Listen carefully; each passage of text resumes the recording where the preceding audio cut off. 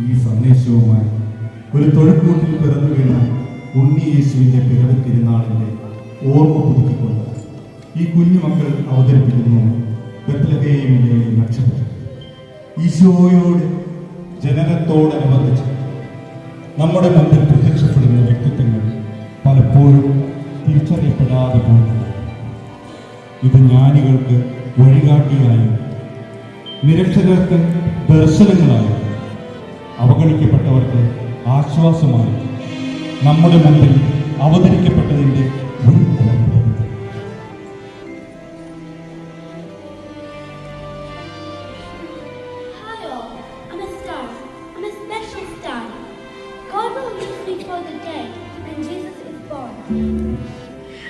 Then I shine. People can recognize that the Savior is born.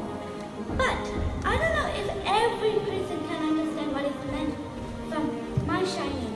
I'm going to keep shining to show the place where Jesus will be born.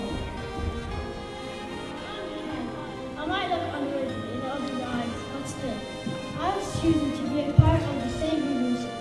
I'm not stronger or powerful than others, but still, God has planned for me to be as important as royalty.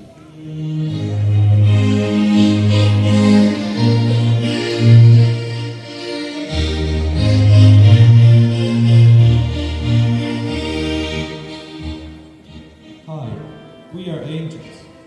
Do you know, today we have to announce the good news.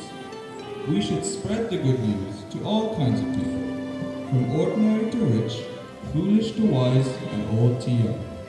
The shepherds will be the first to know. We will go there with haste.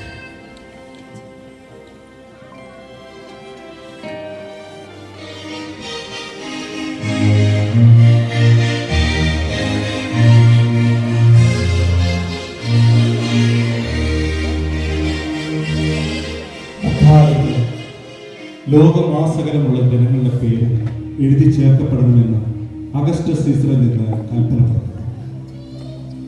കിരിനിയോസ് സിറിയയിൽ ദേശാധിപതിയായിരിക്കുമ്പോൾ ആദ്യത്തെ ഈ പേരെഴുത്ത് നടന്നു. പേരെഴുതിക്കാനായി ഓരോരുത്തരും തന്താങ്ങളുടെ നഗരങ്ങളിലേക്ക് പോയി. Joseph ദാവീദിന്റെ കുടുംബത്തിലും വംശത്തിലും പെട്ടവനായിരുന്ന പേരെഴുതി ഗലീലയിലെ പട്ടണമായ നസറത്തിൽ നിന്ന് യൂദയായിൽ ദാവീദിന്റെ പട്ടണമായ ബെത്ലഹേമിലേക്ക് ഗർഭിണിയായ ഭാര്യ മറിയത്തോട് പോയി. സത്രത്തിൽ അവർക്ക് സ്ഥലം ലഭിച്ചില്ല.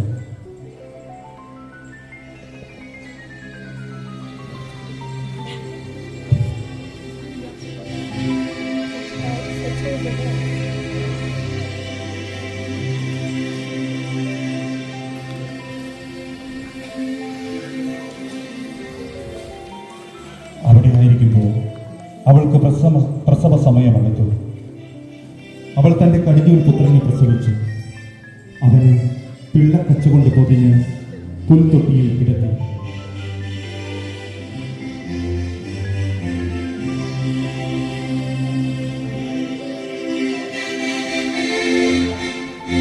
ആ പ്രദേശത്തെ വയലുകളിൽ ആടുകളെ രാത്രി കാത്തുകൊണ്ടിരുന്ന ഇടയന്മാരുണ്ടായിരുന്നു.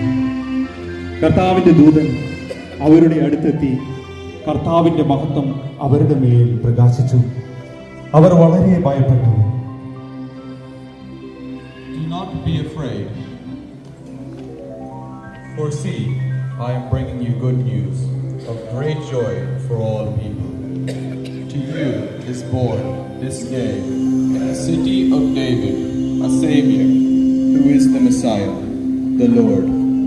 This will be a sign for you. You will find a child wrapped in bands of cloth and lying in a manger. Glory to God in the highest heaven, and on earth peace among those whom he favors.